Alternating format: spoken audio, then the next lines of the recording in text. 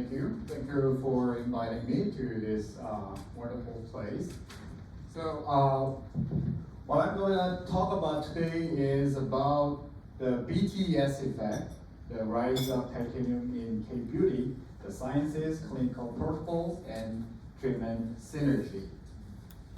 Well, let me briefly introduce myself. Yes, I'm the board-certified dermatologist from Seoul, and I'm the director of Hill House Dermatology, and I'm the academic director of Korea Derma. So, let's start with some. This is the latest titanium refined device, featuring advanced technology for precise and effective treatments.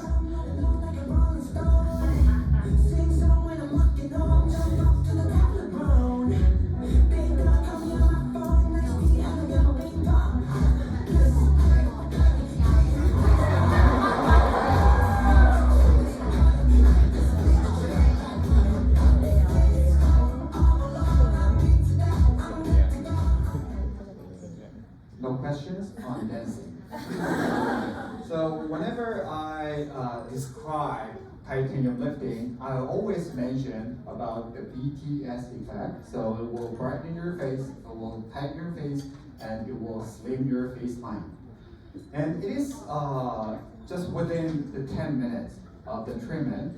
So it got really popular in Korea. I wonder if you have ever heard of the bali. So it's like a hurry. So Koreans and also Korean patients are really impatient. So they must see the result right away. And they're kind of like really bad at pain. So they have low tolerance of the pain level. So we need a comfort treatment. So let me start with current trends in the aesthetic market. So it has changed from anti-aging to well-aging, and it has changed from rejuvenation to prejuvenation. And the word prejuvenation means a proactive approach focusing on prevention rather than the correction. And some of you may have heard this phrase from your patient. Oh, I suddenly feel my face has aged a lot. Or maybe yourself has felt that. And this is true because the skin wrinkle will fully change suddenly in the early 30s, like 32 or 33. And there is a report that the peaks of aging proteins are in their 30s, 60s, and late 70s. So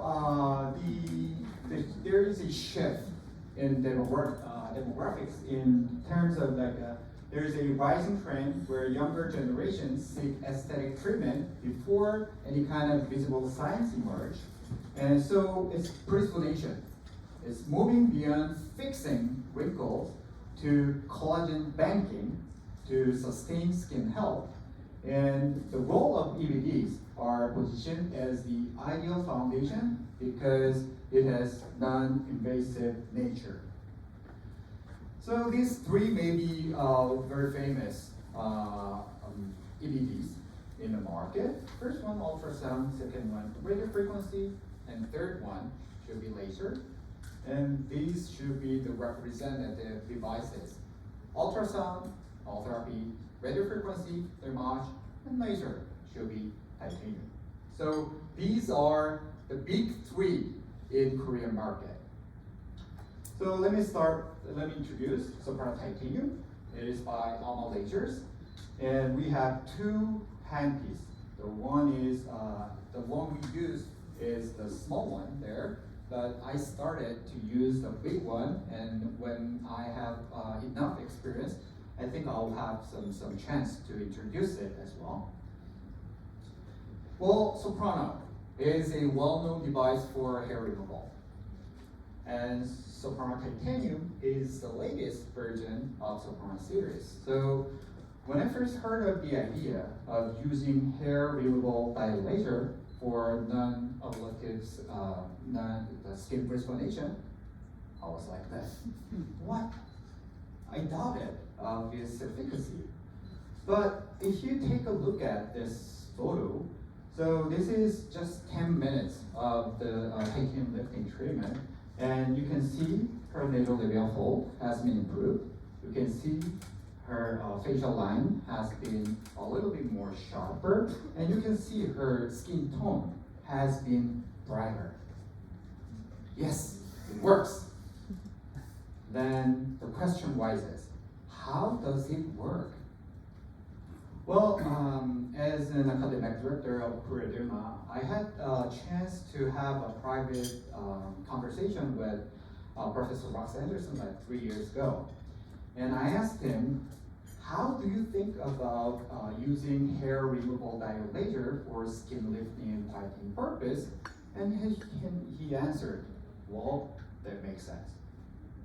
So when we think of the laser principles, non-ablative the hair removal and non-ablative skin rejuvenation, they share the same principle called extended theory of selective photothermolysis. So unlike the classical selective photothermolysis, the extended theory of selective photothermolysis, the chromophore and the target is different, so the heat is diffused from the chromophore to the target to destroy the target. So for hair reduction, the chromophore should be melanin in the hair shaft to destroy hair follicle or hair follicles. And for non-ablative skin rejuvenation, the chromophores are hemoglobin in capillaries, water in cells, and abundant melanin in skin, and they will absorb heat to diffuse heat to nearby fibers like collagens and elastins to destroy them or to denature them to start wound healing and to make new collagen. Then another question would rise. Can all kind of hair removal lasers be used for skin lifting and tightening purpose? I guess not. Because Soprano titanium has several features to be used as a lifting device. The first is it has three wavelength. It has three wavelengths: 755, 810, and 1064. And it has two different treatment modes: SEC and SHR, which was initially for the hair removal. And it has high repetition rate, and it has powerful cooling system. Let me start with the wavelengths. So it has 1064, 810, and 755, and these wavelengths are blended and emitted all together at the same time. Not one by one, but all together at the same time. And we all know that the longer the wavelength, the deeper the penetration. So 755 is for the superficial structure on the hair follicle, 810 in the middle, and 1064 is to target the deepest structure in the hair follicle. And well, as the absorption of water is higher in the longer wavelengths, and the absorption of melanin is lower in the lower wavelengths. So it is more effective to use longer wavelengths like the 1064. But there is limitation that twice the fluence is required for the same temperature elevation at the level of hair growth with 1064 and 755. So for example, when we need like a 40 to 50 joule per square centimeter with 755, we will need 100 joule per square centimeter to reach this similar temperature with 1064.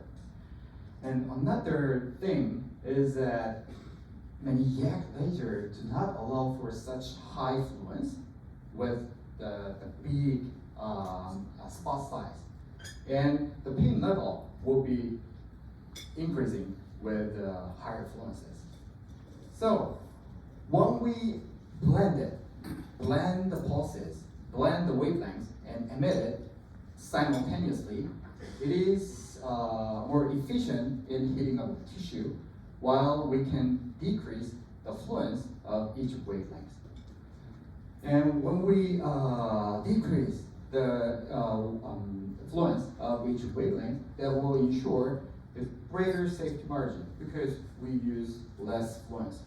It will ensure less painful treatment because we use less fluence. And it is still efficient in heating of the tissue because we blend it. And second, we have two different treatment modes. One is stack mode and one is SHR mode. And with stack mode, we use stamping technique. So we ensure uneven and focused heating of the tissue in the areas of ligamentous structures or the fatty areas like jaws or submentum. And with SHR mode, we use in-motion dynamic technique for even and uniform heating of the tissue all over the face. And what we started to use soprano titanium as a lifting device from the year 2021. So it's like 5 years ago. And when we first started, we performed some pilot study using pork skin. And this is a thermometer. We put it in 2 millimeter, 4 millimeter, 6 millimeter, 8 millimeter depth, and did stack mode and SHR mode, and we measured the temperature. And you can see what is interesting is with stack mode, the peak temperature is deeper, like 8 millimeter depth. And with SHR mode, the peak temperature is much shallower, like 4 millimeter depth. That's the first thing. And second, and you can visualize those difference in the temperature depth. So stack mode, it is more deeper. SHR mode, it is more shallower. And another thing is that when we use stack mode, you can see the temperature has rise very quickly in the deep level, but you can see when the shallow depth, it is quite low, which means we can increase the temperature in the deep tissue with sparing the epidermis. And it is because when we stack the pulses, the heat has less time to be dissipated, so we can raise the tissue temperature very quickly. And when we use the SHR mode, the intensity and depth of heating can be adjusted by controlling the moving speed of the handpiece. So if we move slow, it will ensure deep tissue heating effect, like stacking effect. And if we move fast, it will be more superficial in terms of heating up the tissue. And when we use SHR mode, it can possibly induce the heat shock proteins and possibly stimulate the follicular stem cells. And soprano titanium has equipped such a powerful cooling system, so the sapphire tip is cooled to -3 degrees Celsius. So we can effectively heat the deep tissue while sparing the epidermis. Well, these may be the 4 different energy-based devices that we can use for skin lifting and tightening purpose. So when we see this, the one in green, is a long pulse laser, you can see the fluence, the power is high while the pulse duration is very short. That means it is effective in terms of effect or heating of the tissue, but it will have very narrow safety margin, which means it will have high risk of burn. But when you see the one in gray here, the pulse duration is around 20 milliseconds. It's very long, and it has lower peak power, like a 6 watt. Then it means it is more safe. And even though it has lower peak power, it has equipped a high repetition rate up to 10 Hz, so we can still effectively heat up tissue. And another thing I want to mention is about radio frequency. Radio frequency is another device that we use very frequently for skin rejuvenation. And when we treat with radio frequency, we must think of the electrical conductivity of tissue. And in parallel circuits, more heat will be generated in areas where the large current flows, where the resistance is low. So when we perform radio frequency resonation, it is inhomogeneous in heating of tissue. So it depends on the electrical conductivity of tissue, but when we use long pulse laser like titanium, it is relatively homogeneous in terms of heating of tissue, because where there is a chromophore, we can generate heat. So with ultrasound, we can hit the target, the specific depth, 1.5, 3, or 4.5 millimeter. And with radio frequency, we have like a bulk heating of tissue, but it is depending on the electrical conductivity, so it's quite inhomogeneous.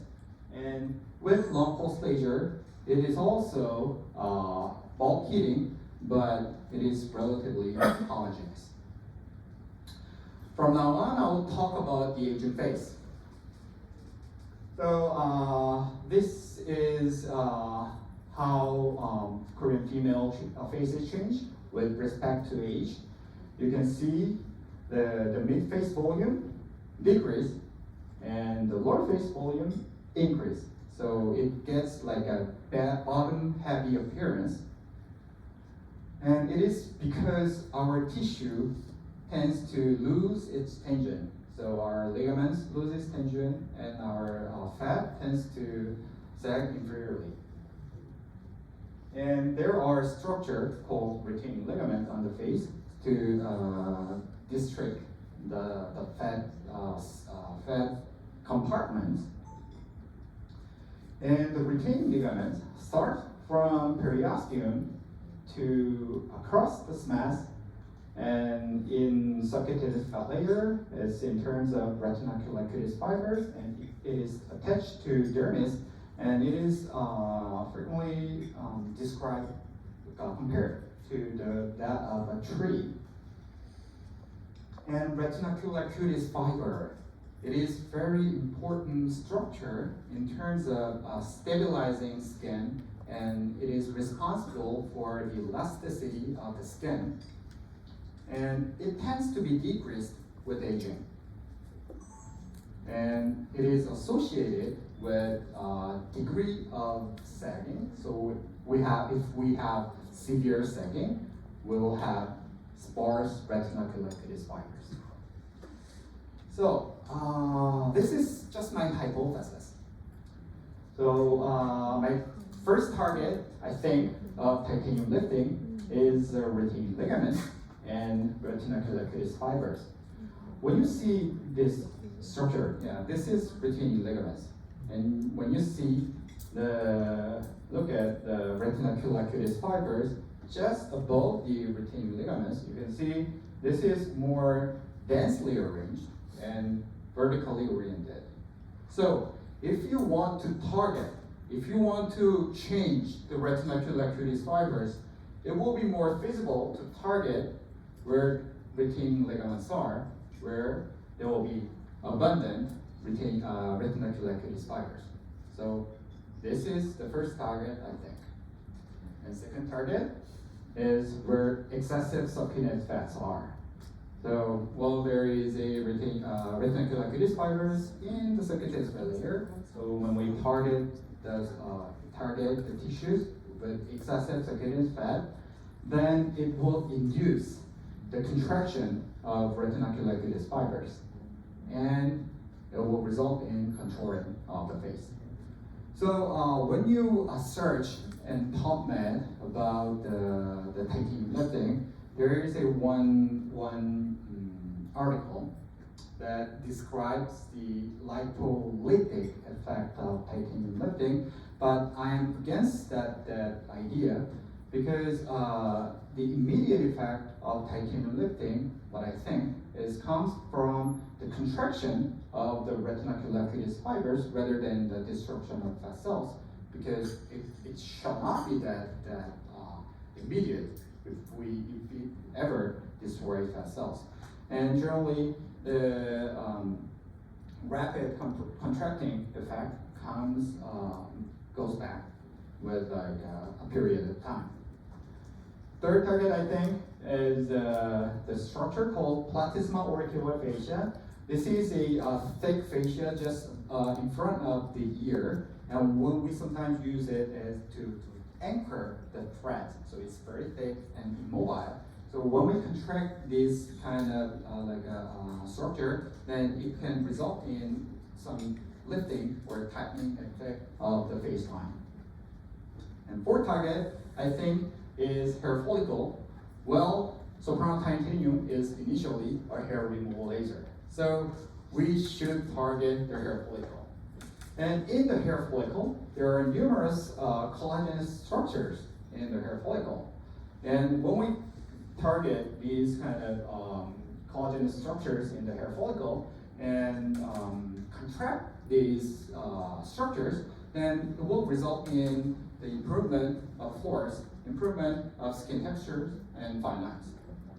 And we can possibly induce follicular stem cells for this. So based on these 4 targets, I started to use this protocol. So first, I treat the routine ligament and retinacular nucleus fibers. Second, I treat the excessive circulating fat layers like gel or sulfamentum. And third, platysma auricular fascia. And fourth, hair follicles. And these first 3 will be treated with STEC mode, and hair follicle will be treated with SHR mode. And this is the basic protocol that I developed. So I start with the STEC mode, and in the areas of the cheek, double chin, and jawline, I start with the STEC 5, which means it will have 5 consecutive pulses per shot, like and I place 2 shots per point, which will mean it will be 10 consecutive pulses per point, per point. And I use power of 4 joules square centimeter. I use accumulate energy until like 10 to 12 kilojoule per side. And then I move on to SHR mode. I treat the whole layer, whole face with power of 5 joule per square centimeter with accumulated energy of 8 kilojoule. So in total, it ends up with 36 to 40 kilojoule. And there was high demand on the more powerful treatment.